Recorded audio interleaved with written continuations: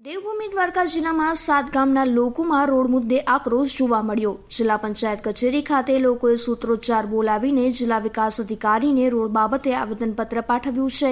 કલ્યાણપુર તાલુકાના ખાખડાથી કેનેડી ગામને જોડતો માર્ગ બિસ્માર હાલતમાં છે, જેને લઈને ગ્રામજનો રોષે ભરાયા છે। છેલ્લા 5 વર્ષથી રસ્તો બિસ્માર હાલતમાં હોવાથી અનેક રજૂઆત કરવા છતાં પણ કોઈ નિરાકરણ આવતું નથી। રસ્તા બિસ્માર હાલતમાં હોવાના કારણે આરોગ્યલક્ષી સેવામાં પણ લોકોને હેરાનગતિ થઈ રહી છે। કલ્યાણપુર તાલુકાના વિવિધ 7 ગામોના લોકો અમે એકઠા થઈ અને જિલ્લા વિકાસ અધિકારી શ્રીને આવેદનપત્ર પાઠવવા માટે આવેલા છીએ, જેમાં 2018થી કેનેડી ખાખડા જે રોડ જોડે છે, કેનેડીથી ખાખડા રોડ જોડે છે, એ રોડનું 2018માં રિપેરિંગ માટેનું કામ હતું કે જે મુખ્યમંત્રી ગ્રામ સડક યોજના અંતર્ગત આ કામ આવેલું હતું રિપેરિંગનું।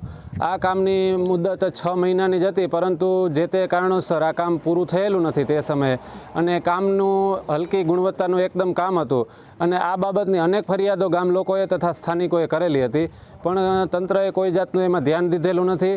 પરિણામે આ રોડ અત્યંત ભયંકર હાલતમાં અત્યારે છે, એટલે આ કામ પૂર્ણ પણ થયેલું નથી અને ગેરંટી પીરિયડમાં પણ આવેલું છે અને આ બાબતની અનેક રજૂઆતો થયેલી છે, પણ તેમ છતાં કોઈ નિરાકરણ ના આવતા આજે અમારે જિલ્લા વિકાસ અધિકારી સાહેબશ્રીને આવેદનપત્ર પાઠવવાની ફરજ પડેલી છે। મારી કચેરીમાં આવેદનપત્ર રજૂ થયું છે, જેમાં કલ્યાણપુર તાલુકાના કેનેડીથી ખાખડા જતા રોડના રિસર્ફેસના કામની બાબતે એમની રજૂઆત હતી।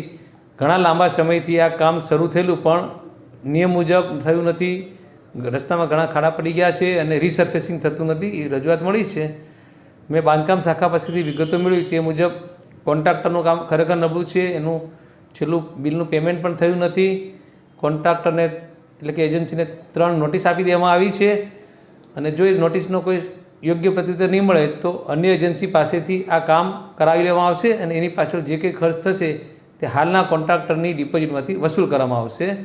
વધુમાં આ જ કોન્ટ્રાક્ટરના મને બાંધકામ શાખા પરથી મળેલી માહિતી મુજબ અન્ય કામોની બાબતે પણ નિષ્કાળજી હોવા અંગે અત્રેથી સદર એજન્સીને બ્લેકલિસ્ટ કરવા માટે ગાંધીનગર દરખાસ્ત પણ મોકલી આપી છે।